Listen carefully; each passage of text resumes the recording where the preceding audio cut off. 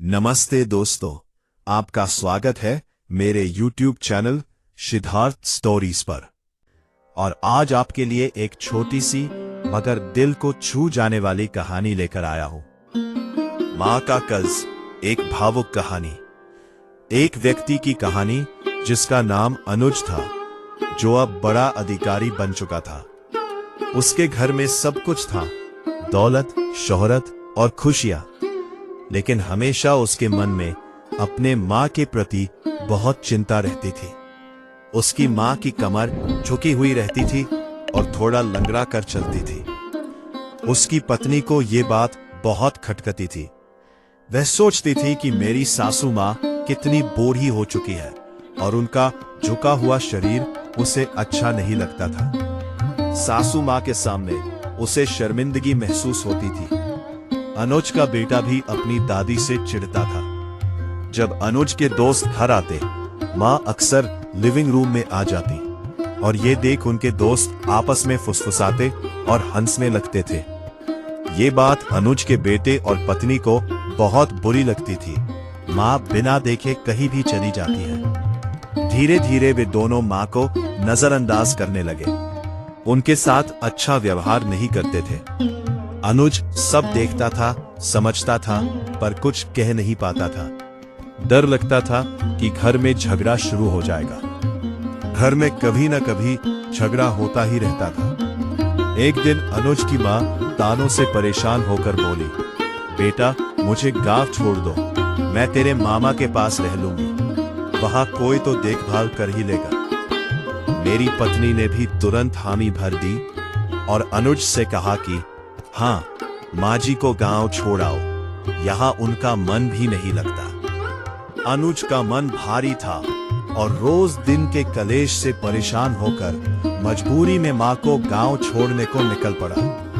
दिल नहीं मान रहा था, पर हालात के आगे झुकना पड़ा।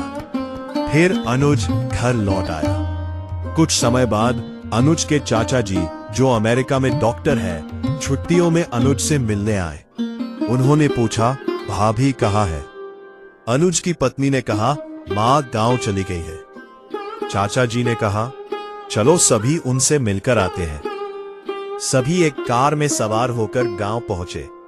घर के अंदर जाकर देखा, मां एक चारपाई पर लेटी हुई थी, तेज बुखार में तप रही थी। ये देखकर चाचा जी बहुत गुस्से में बोले, मां इस हालत में है और तुम लोग शहर में आराम से रह रहे हो। अनुज ने कहा, चाचा जी, मां की जिद थी। तभी मां ने धीमी आवाज में कहा, देवर जी इसे मत डांटो, मैं खुद अपनी मर्जी से यहां आई हूं। चाचा जी सब समझ चुके थे।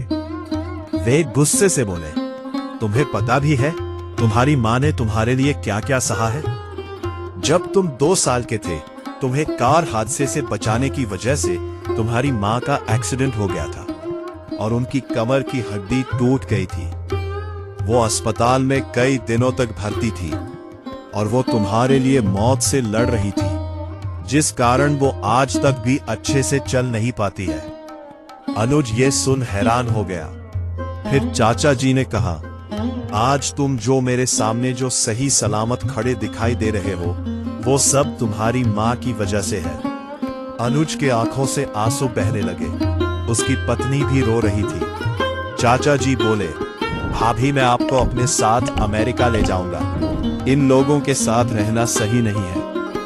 अनुज चाचा जी के पैरों में गिर पड़ा और रोते हुए बोला, चाचा जी मुझे माफ कर दीजिए, हमने मां के साथ बहुत अन्याय किया है।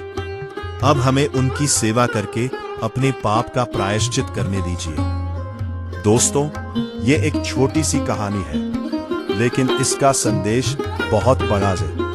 हम में से कई लोग अपने माता पिता से कहते हैं, आपने हमारे लिए किया ही क्या है?